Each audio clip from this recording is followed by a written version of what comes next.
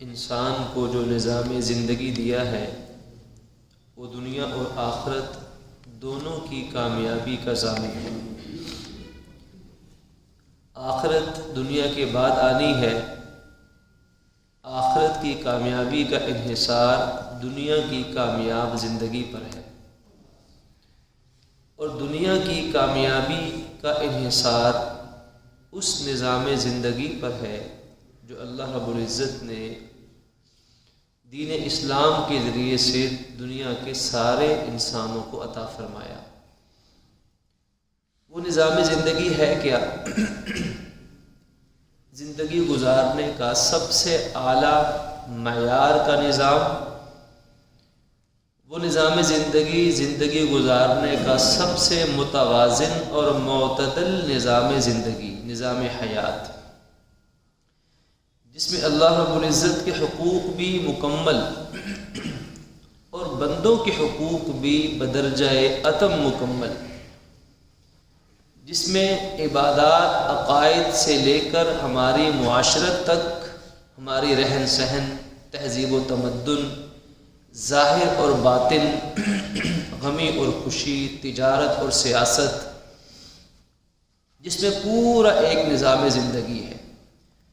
اسلام دو چار عبادات انجام دینے کا نام نہیں، اس نظام زندگی کو اپنانے کا نام ہے۔ کوئی انسان اگر اسلام کو سمجھنا چاہے تو وہ دو چار احکامات سے کچھ اندازہ تو لگا سکتا ہے کہ اسلام کیا ہے، لیکن پورے دین کی حقیقت تب سمجھ آتی ہے جب دین کے تمام شعبوں کے متعلق ہدایات کو پڑھا جائے۔ ہمارے نظام زندگی کے اندر دنیا میں مختلف نظام اسلام کے علاوہ بھی رائج رہے ہیں، رائج ہیں۔ ہر ایک میں کوئی نہ کوئی نقص، کوئی نہ کوئی کمی، کوئی نہ کوئی بے اعتدالی، کسی نہ کسی حد کو پھلانگنے والی شکل و صورت نظر آتی ہے، لیکن دین اسلام نے تمام تعلیمات کو بڑا متوازن عطا فرمایا۔ اور خاص طور پر اگر ہم دیکھیں تو دین اسلام نے عقائد کا ایک محدود وقت رکھا، عقائد ایک محدود دائرے میں ہیں جن کی انسانوں سے آخرت میں پوچھ ہونی ہے۔ سب سے اہم ہے، ایمان کے بغیر تو نجات نہیں ہے۔ عبادات کے لیے ایک مخصوص وقت رکھا گیا، مخصوص جگہ رکھی گئی، وہ عبادات جو خالصتاً براہ راست عبادات ہیں، جیسے نماز، روزہ وغیرہ، لیکن جو بالواسطہ عبادات ہیں وہ تو پوری زندگی 24 گھنٹے ہیں۔ 1-1.5-2 گھنٹے کے سوا باقی کم سے کم 22 گھنٹے ایسے ہیں کہ جو انسانوں کے آپس کے معاملات سے متعلق ہیں، باہمی حقوق سے متعلق ہیں، ملنے جلنے سے متعلق ہیں، ہماری معاشرت اور اخلاق سے متعلق ہیں۔ اب دین اسلام نے کیسا خوبصورت نظام عطا فرمایا کہ انسانوں کو حقوق بتا دیے، ہر ایک کا مقام بتا دیا کہ ماں باپ کا یہ مقام ہے، بیوی اور بچوں کا یہ رتبہ ہے، دوستوں کے یہ حقوق ہیں، ہمسائیگی کے یہ تقاضے ہوتے ہیں، رشتہ داری یوں نبھائی جاتی ہے، حتیٰ کہ دوستی کے آداب بھی بتائے اور دشمنی کے آداب بھی بتائے۔ ہر چیز کو اللہ کے نبی صلی اللہ علیہ وآلہ وسلم نے قرآن و حدیث اور اپنے عمل یعنی سیرت طیبہ کے ذریعے سے دنیا کو سبق عطا فرمایا۔ آج دنیا میں اسلامی تہذیب کے مد مقابل جو تہذیب رائج ہے، جس کو ہم عام سادہ لفظوں میں آسانی کے لیے مغربی تہذیب کہہ دیتے ہیں، وہ مغربی تہذیب و تمدن جن بیساکھیوں پر کھڑی ہے، وہ بیساکھیاں انسانوں کی بنائی ہوئی ہیں، وہ ہر جگہ کام کارآمد نہیں ہیں، ان میں بہت سی بے اعتدالیاں ہیں، بہت سی ناانصافیاں ہیں، اور مغربی تہذیب کے دل دادا جہاں صدیوں بعد ٹھوکریں کھانے کے بعد پہنچتے ہیں جس نتیجے پر دین اسلام نے وہ نتائج روز اول سے بتا دیے، شروع سے بتا دیے۔ مغربی تہذیب کو صدیوں بعد جا کر خیال آیا کہ عورت کے اندر بھی روح پائی جاتی ہے، عورت کے اندر بھی انسانی کوئی تقاضا پایا جاتا ہے۔ صدیوں تک عورت پہ ظلم و ستم ڈھانے کے بعد پھر ان کی کچھ بیداری سے آنکھیں کھلی کہ ہاں جیسے مرد اگر کسی دولت کا مالک بن سکتا ہے تو عورت بھی مالکہ بن سکتی ہے، جیسے مرد کو وراثت مل سکتی ہے عورت کو بھی مل سکتی ہے۔ تو ان قوموں نے صدیوں تک ظلم کیا عورت پر، اور پھر اس کے رد عمل کے طور پر جب وہ رد عمل میں آئے تو پھر انتہاؤں کو چھونے لگ گئے۔ پھر مرد بیچارہ مظلوم ہو گیا، عورت کو اتنے اختیارات دے دیے کہ اب مرد بیچارہ اپنے حقوق کے لیے ہاتھ پھیلاتا ہے۔ دین اسلام نے پہلے بھی آج بھی ہمیشہ بھی توازن کو اختیار فرمایا۔ مرد اور عورت میں جنس کے اعتبار سے کوئی فضیلت نہیں رکھی کہ مرد اس لیے افضل ہو کہ مرد ہے، ایسا نہیں۔ عورت اس لیے مرد سے بہتر ہو کہ وہ صنف نازک ہے، اس لیے نہیں۔ جنسیت کے اعتبار سے، جنس کے اعتبار سے دونوں اولاد آدم ہیں، دونوں میں کوئی فرق نہیں ہے۔ اگر وہ عبادات سر انجام دیں تو عبادت کے ثواب میں کوئی فرق نہیں ہے، بلکہ کئی مرتبہ تو عورت کو عبادت کا ثواب مرد سے زیادہ بھی دیا جاتا ہے۔ پھر آپ دیکھیے کہ اس کے ساتھ ساتھ اللہ رب العزت نے اور ہمارے دین نے مرد عورت کے لیے ان کی ذمہ داریوں کو تقسیم کیا ہے۔ ٹیم ورک اسی چیز کا نام ہے کہ ٹیم ورک میں یہ نہیں ہوتا کہ ایک آدمی سارے کام کرے دوسرا ہاتھ پہ ہاتھ رکھ کے بیٹھ جائے، سب ذمہ داریوں کو تقسیم کر دیتے ہیں انصاف کے ساتھ اپنی اپنی صلاحیتوں کے مطابق، تو تب سارا نظام ٹھیک چلتا ہے۔ دین اسلام نے کچھ ذمہ داریاں مرد کو دی، کچھ ذمہ داریاں عورت کو دی۔ مرد کی بڑی ذمہ داریوں میں سے وَلِلرِّجَالِ عَلَيْهِنَّ دَرَجَةٌ، کہ مرد کو جو ایک رتبہ زیادہ دیا گیا اس کی بنیادی وجہ کہ مرد کے ذمہ ہے کما کے لا کر دینا، اپنے اہل خانہ کے روزی روٹی کا بندوبست کرنا، رزق حلال کمانا اور اپنے اہل خانہ پہ خرچ کرنا، ماں باپ ہیں ان پہ خرچ کرنا، بہن بھائی ہیں ان پر خرچ کرنا، اولاد پہ خرچ کرنا۔ رزق حلال کی ذمہ داری رب نے مرد کو عطا فرمائی، پھر حلال کمانے کے فرائض بھی بتا دیے کہ یہ حلال یوں کمایا جاتا ہے۔ عورت کو رزق حلال کمانے کی ذمہ داری سے بالکل چھٹی دی گئی ہے۔ یہ فکر، یہ پریشانی عورت کو ہرگز نہیں دی گئی، بلکہ اس کو اس طرح کی ہر ذہنی پریشانی سے نکالا گیا، اور زندگی کے ہر موڑ پر، ہر روپ میں، چاہے عورت ماں کے روپ میں تقدس کے مقام پر فائز ہے، چاہے بیٹی کے روپ میں شفقت کے دہلیز پر ہے، چاہے بیوی کے روپ میں وفا کی تصویر ہے، چاہے بہن کے روپ میں محبت اور پیار کی ایک اپنائیت ہے، ہر شکل میں اسلام نے عورت کے مقام اور مرتبے کو واضح کیا۔ اور الحمدللہ ہر مسلمان جانتا ہے، جو اچھا مسلمان ہے، جو دین کو سمجھتا ہے، وہ ہر شکل میں عورت کی عزت کرنا جانتا ہے، اس کے دین میں یہ باتیں موجود ہیں۔ لیکن ان تمام صورتوں میں شریعت نے عورت پر روپیہ پیسہ کمانے کی، معاش کی ذمہ داری اور بوجھ نہیں ڈالا، اس کو اس جسمانی اور ذہنی طور پر اس سے آسودگی عطا فرمائی، سہولت عطا فرمائی، بے فکری عطا فرمائی۔ ساری فکر مرد کو دی گئی، عورت کو فکر کیوں نہ دی گئی؟ تاکہ عورت بغیر کسی فکر کے، یہ فکر یہ ٹینشن کمانے کی مرد کو دی۔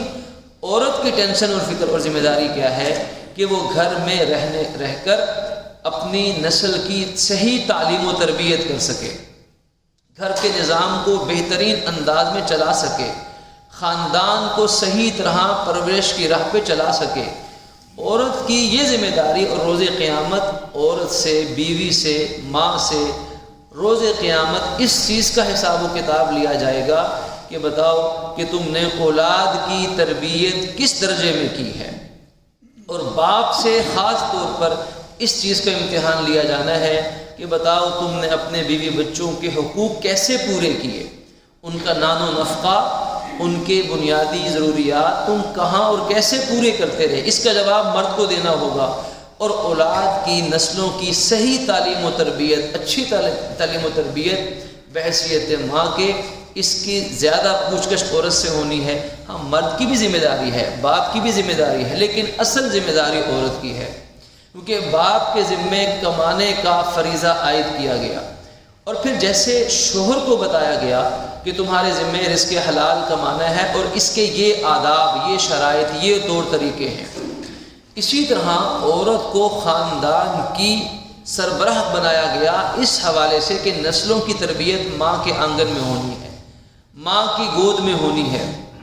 تو ماں کو بھی فرائض سکھائے گئے کہ تم نے کیا سبق اپنی اولاد کو پڑھانا ہے۔ ایک عورت ہونے کے ناطے ایک عورت کے لیے، ایک ماں کے لیے سب سے پہلا بنیادی سبق حیا اور پاک دامنی کا ہے۔ حیا اور پاک دامنی یہ وہ سبق ہے جو ایک اسلامی ماں، ایک مسلمان ماں اپنی اولاد کو سب سے پہلے پڑھائے۔ حیا کسے کہتے ہیں؟ حیا ایک یوں کہہ لیں کہ ایک کیفیت کا نام ہے۔ ایک حیا ایک دلی کیفیت کا نام ہے کہ جس کی وجہ سے انسان گناہوں سے اور برائیوں سے نفرت بھی کرتا ہے اور بچنے کی کوشش بھی کرتا ہے۔ حدیث مبارک کا مفہوم ہے کہ تم اللہ سے حیا کیا کرو۔ اللہ رب العزت سے حیا کیا ہے کہ اس پر ایمان لانے کے بعد اس کی نافرمانی سے بچو۔ جب تم نے یہ مان لیا کہ آخرت کی زندگی برحق ہے اور مرنے کے بعد وہاں پیش ہونا ہے، لہٰذا تم دنیا کی لالچ دل سے نکال دو اور آخرت کی تیاری میں لگ جاؤ۔ یہ ہے اللہ تعالیٰ سے حیا کرنا۔ جب بندہ اپنے رب سے ایسے حیا کرتا ہے کہ اوروں سے چھپ کر بھی گناہ نہیں کرتا۔ اب ایک انسان اوروں سے چھپ کر گناہ کیوں کرتا ہے؟ کیونکہ اسے اوروں سے حیا آتی ہے۔ ماں باپ دیکھ رہے ہیں، بیوی بچے دیکھ رہے ہیں، یا دوست یا معاشرے محلے دار کو پتہ ہے، جاننے والوں کو پتہ ہے، کوئی اجنبی دیکھ لے گا۔ انسان لوگوں سے حیا کرتا ہے، اس حیا کی وجہ سے کوئی چوری، کوئی گناہ، کوئی جرم کرتا ہے تو کوشش ہوتی ہے کہ چھپ کر کرے۔ تو جب چھپ کر کرتا ہے تو پھر اللہ تعالیٰ اس پہ غضبناک ہوتا ہے کہ لوگوں سے تو حیا کرتا ہے لیکن رب سے حیا کا خیال نہیں ہے کہ رب تو دیکھ رہا ہے۔ تو رب سے حیا کیا ہے کہ چھپ کر بھی گناہ نہ کرنا۔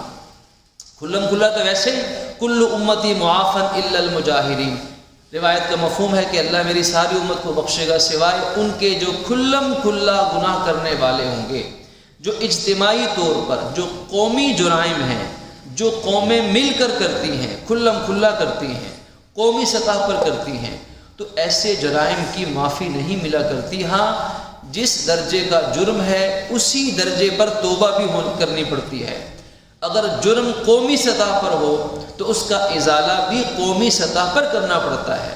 اگر جرم انفرادی سطح کا ہے تو اس کی توبہ بھی انفرادی قابل قبول ہو جایا کرتی ہے۔ تو کھلم کھلا گناہ، اعلانیہ گناہ، اجتماعی گناہ، ان کی توبہ نہیں ہے، ان کی معافی نہیں ہے اگر اجتماعی طور پر توبہ نہ کی جائے۔ تو خالق عز و جل نے حیا کی تعلیم کا حکم دیا کہ عورت اپنی اولاد کو، ماں اپنے بچوں کو حیا کی تعلیم دے، اللہ سے حیا کرنا سکھائے۔ نبی سے حیا ہے۔ نبی سے حیا کیا ہے؟ نبی سے حیا یہ ہے صلی اللہ تعالی علیہ وسلم کہ آپ نے ہمارے لیے، یوں سمجھیں کہ میرے اپنے لیے، اپنی ذات کے لیے، میری ذات کے لیے نبی نے اتنی قربانیاں دی، اتنی تکالیف برداشت کی، تو پھر مجھے ان قربانیوں اور تکالیف کا بدلہ نبی کی صحیح اطاعت سے دینا چاہیے۔ یہ نبی سے حیا ہے، ان کی محبت، ان کی اطاعت اور ان کے حکموں پہ چلنا، ان کی سنتوں کو زندہ کرنا، جن کاموں سے نبی نے منع فرمایا ان کاموں سے بچنے کی کوشش کرنا، یہ نبی پاک سے حیا ہے۔ روز قیامت ان کے حضور حاضری ہوگی، جیسے رب کی بارگاہ لگے گی ایسے نبی کی بارگاہ میں بھی حاضری ہوگی۔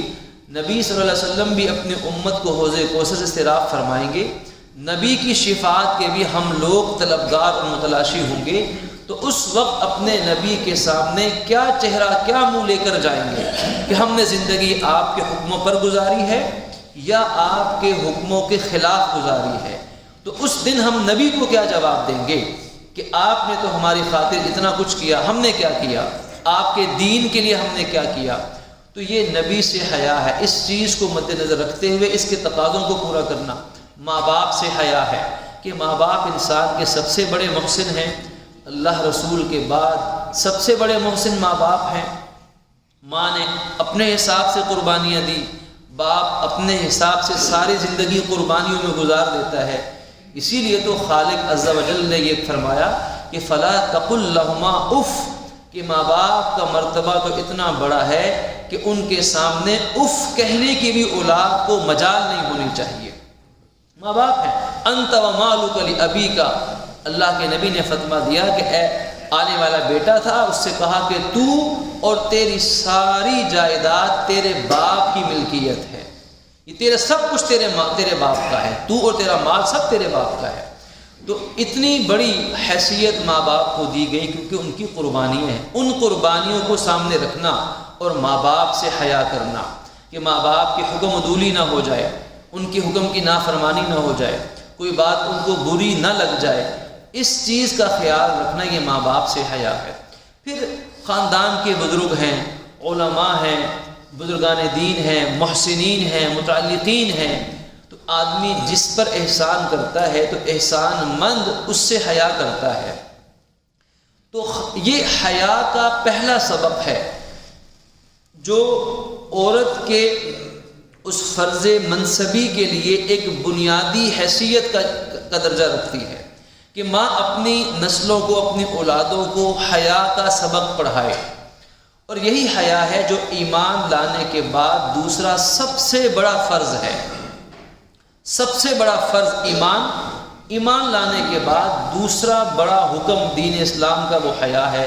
اس لیے کہ اب حیا کیا ہوگی؟ حیا ظاہر کی بھی ہے اور حیا دل کی بھی ہے، حیا آنکھوں کی بھی ہے، حیا دماغ کی بھی ہے، حیا ہاتھ پاؤں کی بھی ہے، حیا دل میں پیٹ میں جانے والے رزق کی بھی ہے۔ کہ آنکھوں کی حیا کیا ہے کہ آنکھیں غلط نہ دیکھیں، ناجائز نہ دیکھیں، حرام چیز پہ نہ پڑیں۔ کان کی حیا کیا ہے کہ کان غیبت نہ سنیں، بے حیائی کے جملے نہ سنیں، فحش باتیں، فحش لطائف نہ سنیں۔ زبان کی حیا یہ ہے کہ زبان سے غلط بول نہ بولے جائیں۔ تو گویا کہ پورے وجود کی حیا ہے۔ اللہ نے اسی حیا کی پاسبانی کے لیے اپنی رحمت اور اپنے فضل سے انسان کو لباس عطا فرمایا۔ آج دنیا کی تہذیبوں میں لباس کی وہ قدر و قیمت نہیں رہی جو انسانیت کے شایان شان ہو۔ دنیا کی تمام تہذیبوں میں لباس کی ستر پوشی کی اگر اٹھا کر دیکھیں انسانی تاریخ تو ہندو تہذیب، بدھسٹ تہذیب، عیسائیت کے اندر، یہودیت کے اندر، دنیا کی تقریباً تمام پرانی تہذیبوں میں جن میں کسی نہ کسی درجے میں انسانیت پائی جاتی تھی، ان کے اندر ہمیں لباس کی بڑی اہمیت دکھائی دے گی۔ اور بے لباسی کو، عریانی کو، فحاشی کو، بے پردگی کو برا ہی سمجھا جائے گا۔ لیکن یہ دنیا جیسے جیسے قیامت کی طرف قریب چلی جائے گی، اللہ کے نبی کے فرمان کے مطابق اس دنیا میں بے حیائی کا ناسور پیدا ہوتا چلا جائے گا۔ اور فرمایا کہ اللہ جس قوم کو عزت دینا چاہتا ہے اس میں حیا کو پیدا کر دیتا ہے، اور جس قوم کو اللہ ذلیل کرنا چاہتا ہے اس قوم کے اندر اللہ بے حیائی کی بیماری پیدا کر دیتا ہے۔ اور بے حیائی کی بیماری کا آغاز نگاہ کے بھٹکنے سے ہوتا ہے، دل کے بھٹکنے سے ہوتا ہے، نیت کے غلط فطور سے ہوتا ہے، اور لباس کی بے لباسی سے ہوتا ہے۔ اب شریعت اللہ رب العزت کیا فرماتے ہیں قرآن پاک میں؟ وَأَنزَلْنَا عَلَيْكُمْ لِبَاسًا، ہم نے تم پر لباس نازل کیا ہے۔ اب یہ نازل کرنا کیوں کہا؟ یہ لباس کی اہمیت بتا رہا ہے یہ جملہ کہ ہم نے لباس تمہارے لیے اتارا ہے، یعنی یہ لباس اللہ رب العزت کی ایسی بڑی نعمت ہے جیسے اللہ وحی، قرآن اور اللہ اپنے احکامات کو ایک فرشتوں کے پروٹوکول کے ساتھ نازل کیا کرتا ہے۔ اور پھر لباس کیسا ہے؟ یواری سوآتکم، یہ تمہاری شرم گاہوں کی حفاظت کرتا ہے، یہ تمہاری ستر پوشی کرتا ہے۔ تو لباس کا مقصد ہی ستر پوشی ہے، اس لیے کہ ستر پوشی کرنا یہ انسان کی فطرت کا تقاضا ہے۔ اللہ نے جانوروں کے اندر بھی ستر پوشی کا، حیا کا مادہ رکھا ہوا ہے۔ ان جانوروں کی تخلیق خالق نے اس طرح سے کی ہے، ان کے پر اور بال اور دمیں اس طریقے سے بنا دی ہیں کہ ان کی تخلیق ہی ان کا لباس ہے جو ان کی حیا کے تقاضے کو پورا کرنے والا ہوگا۔ اور جانوروں میں سب سے بدترین جانور خنزیر کو قرار دیا گیا ہے، اور اس کی ایک وجہ یہ قرار دی گئی کہ اس جانور کے اندر حیا نہ ہونے کے باوجود ہوتی ہے۔ کچھ وجوہات ہیں، وہ جانور بے حیائی میں سب سے آگے ہے، اس لیے نجس العین ہے، سر تا پا ناپاکی ہی ناپاکی ہے۔ اسی لیے خنزیر کا کوئی جسم کا عضو کسی شکل میں استعمال کرنا جائز نہیں ہے۔ اس کے بال، اس کی چربی، اس کی ہڈیاں، اس کا خون، اس کا گودا، اس کی جلد، کوئی چیز استعمال کرنا جائز نہیں، حرام، نجس العین ہے، کبھی پاک نہیں ہو سکتا ہے۔ وجہ اس کی، ایک وجہ اس کی کہ اس جانور کے اندر بے حیائی کا عنصر بہت زیادہ پایا جاتا ہے۔ جانور ہونے کے ناطے بھی اگر دیکھا جائے تو بہت سارے جانور ہیں، درندے ہیں، وحشی ہیں، لیکن ان میں حیا کا عنصر، ان کی زندگی کا جو لائف سرکل ہے، لائف سٹائل ہے، وہ ان کو خنزیر کے مقابلے میں بڑا با حیا قرار دے گا، لیکن اس کے اندر بے حیائی کا عنصر زیادہ ہے۔ تو بے حیائی کے عنصر کی وجہ سے اس جانور کو نجس العین قرار دے دیا گیا، اور انسان کو اشرف المخلوقات، سب سے اعلیٰ مخلوق، کیونکہ انسان کے اندر حیا کا عنصر مادہ سب سے زیادہ رکھا گیا ہے، اور حیا لباس کے بغیر ممکن نہیں۔ مرد کا اپنا لباس ہے، مرد کا اپنا ستر ہے، اور کچھ لوگ سمجھتے ہیں کہ شاید لباس سے کوئی فرق نہیں پڑتا، یقیناً لباس سے بڑا فرق پڑتا ہے۔ ایک مرد اگر عورت کا لباس پہنے یا عورت مرد کا لباس پہن لے تو ظاہر ہے کہ معاشرے میں اس کو بڑا عجیب اور برا اور شرم کا باعث سمجھا جائے گا۔ اسی طرح اگر انسان گرمی میں سردی کا لباس پہن لے اور سردیوں کے اندر بالکل باریک کپڑے لباس پہن کر پھرنے لگ جائے تو نہ وہ خود اپنے آپ کو اچھا سمجھے گا، نہ دنیا اس کو عقل مند سمجھے گی۔ لباس سے یقیناً بڑا فرق، الناس باللباس، انسان کی شخصیت اس کے لباس کے تابع ہوتی ہے، جیسا لباس ویسی اس کی شخصیت۔ اسی لیے اللہ نے لباس کو اپنی نعمت قرار دیا، لباس کو اپنی رحمت قرار دیا، لباس کو انسانی حیا کا پاسبان قرار دیا۔ ایک لباس ظاہر پر پہنایا، ایک لباس دل کو پہنایا، اور فرمایا کہ بہترین لباس وہ ہے جو دل کا لباس ہے، اور دل کے لباس کو تقوی کا نام دیا جاتا ہے کہ کس کے دل نے کتنا خوبصورت تقوی کا لباس ہے، کس کے دل کا تقوی کتنا بڑا ہے، یعنی اس کا لباس کتنا قیمتی ہے۔ تو جیسے انسان دنیا میں مہنگے سے مہنگا لباس، خوبصورت سے خوبصورت ترین کی کوشش میں لگا ہوا ہے، کیا مرد اور کیا خواتین، کہ ہمیں اعلیٰ سے اعلیٰ لباس، بہترین سے بہترین ڈیزائننگ ہمیں مل جائے، تو قرآن ہماری توجہ اس طرف بھی لاتا ہے کہ ظاہر کا لباس بھی بڑا اہم ہے، لیکن دل کا لباس اس سے بھی زیادہ اہم ہے۔ تو ظاہر کے لباس، کچھ لوگ کہتے ہیں پردہ جسم کا ہے، کچھ کہتے ہیں پردہ آنکھ کا ہے۔ قرآن کہتا ہے پردہ جسم کا بھی ہے، پردہ آنکھ کا بھی ہے۔ حیا ظاہر کی بھی ہے، حیا باطن کی بھی ہے۔ ظاہری حیا اگر ختم ہو تو جسم بے لباس ہوتا ہے، اور اگر دل حیا سے محروم ہو تو گناہ کی محبت پیدا ہوگی اور بدی کی نفرت پیدا ہوتی چلی جائے گی۔ تو ہمارے دین اسلام نے جو ہمیں معتدل نظام حیات دیا، اس نظام حیات کے اندر مرد کی اپنی ذمہ داریاں، عورت کی اپنی ذمہ داریاں، اور ان ذمہ داریوں کے اندر حیا کو بنیادی حیثیت قرار دی گئی، اور پھر مرد کے مقابلے میں عورت کے لیے کچھ زائد پابندیاں عائد کی گئیں تاکہ عورت کی عزت و ناموس محفوظ رہے، عورت کی حیا پاک دامنی، اس کی عزت کی حفاظت۔ ہم بحیثیت مسلمان اٹھا کر دیکھیں دینی تعلیمات، بہت سارے ایسے احکامات جو اللہ رب العزت نے احکامات تبدیل کر دیے، اپنا قانون بدل دیا صرف عورت کی عزت اور عصمت کی حفاظت کے لیے۔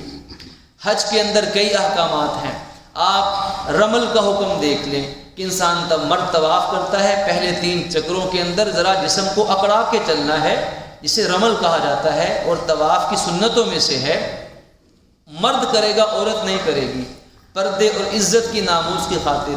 سعی کے اندر دیکھ لیجئے، سعی میں مرد نے میلین اخضرین کے اندر 2 سبز پٹیوں کے کناروں کے اندر مرد نے دوڑ کر گزرنا ہے حضرت حاجرہ کی سنت پر، لیکن دنیا کی کسی عورت کو وہاں دوڑ کر جانے کی اجازت نہیں ہے۔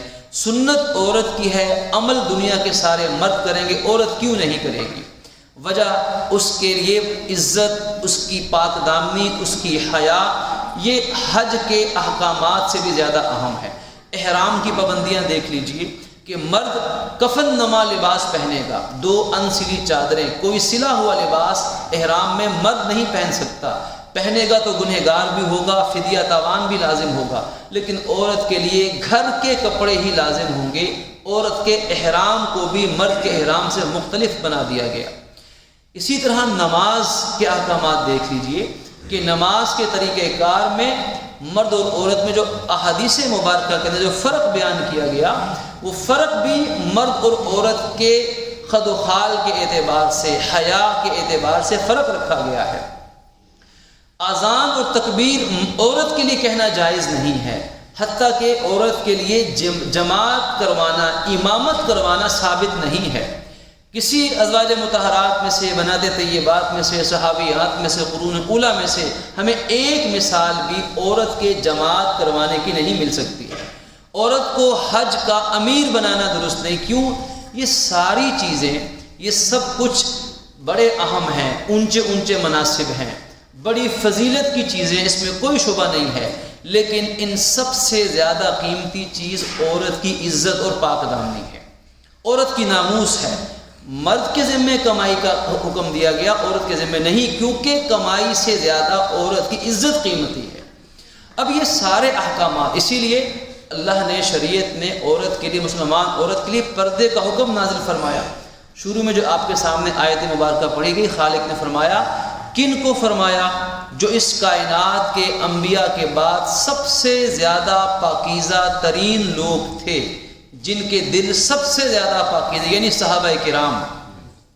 اور کن کے بارے میں فرمایا گیا کہ جن کا مقام اور تقدس خالق نے کہا کہ نبی کی بیویاں امت کی مائیں ہیں، روحانی مائیں ہیں، وَأَزْوَاجُهُ أُمَّهَاتُهُمْ، پوری امت کی روحانی مائیں ہیں، یعنی صحابہ امت روحانی بیٹے اور ازواج مطہرات امت کی روحانی مائیں ہیں۔ ایسا مقدس ترین رشتہ جہاں گناہ کا شک بھی نہیں پڑ سکتا، لیکن خالق کہتا ہے کہ اے نبی کے صحابہ، اے اہل ایمان، جب تم ان اپنی روحانی ماؤں سے کوئی چیز مانگو تو فَاسْأَلُوهُنَّ مِنْ وَرَاءِ حِجَابٍ، تو بیچ میں پردہ ہونا چاہیے، پردے کے پیچھے سے کوئی بات کر سکتے ہو۔ تو اس حکم کے نازل ہونے کے بعد پھر تمام خواتین، نبی کی بیویاں، نبی کی بنات طیبات، نبی کی صحابیات، تمام مسلمان خواتین نے پھر چہرے کا پردہ بھی شروع فرما دیا، زیادہ صحیح روایت کے مطابق۔ اور وہ پردہ الحمدللہ پوری اسلامی ملت، وہ آج نہیں، صدیوں سے یہ حکم چلا آ رہا ہے، اور الحمدللہ آج بھی مسلمان ماں، بہن، بیٹی، مسلمان کسی روپ میں خاتون ہوگی، الحمدللہ اس کے ایمان کے بعد دوسرا فریضہ اس کے دل میں حیا اور حیا کی حفاظت پردے سے ہوا کرتی ہے۔ اسی لیے الحمدللہ پوری دنیا میں، صرف انڈیا کے اندر نہیں، الحمدللہ انڈیا میں بھی جو گزشتہ دنوں میں ایک یونیورسٹی کے اندر ایک مسلمانوں کی بیٹی، امت کی ایک دلیر بیٹی نے پردے کی خاطر جو اللہ کے نام بلند کر کے، آج بھی اگر ہم اس صورتحال کو دیکھیں تو رونگٹے کھڑے ہوتے ہیں کہ ایک معصوم بیٹی ہے، دنیا صنف نازک کہتی ہے، لیکن ماں باپ اس بچی کے ماں باپ پہ قربان جانے کو جی چاہتا ہے کہ انہوں نے اپنی بیٹی کو کیسی زبردست تعلیم و تربیت دی ہے کہ وہ تعلیم و تربیت ماں باپ کی عدم موجودگی میں بھی اپنی جان کو خطرے میں ڈال کر بھی اپنے پردے کی حفاظت یوں کی جاتی ہے۔ صحابیات کے واقعات ذہن میں آتے ہیں۔ ایک صحابیہ، ان کا بیٹا فوت ہو گیا، اب حضور سے تحقیق کرنے آئی کہ میرا بیٹا واقعی شہید ہو گیا ہے، اگر آپ کہتے ہیں تو میں صبر کر لوں گی۔ آپ نے فرمایا ہاں تمہارا بیٹا شہید ہو گیا۔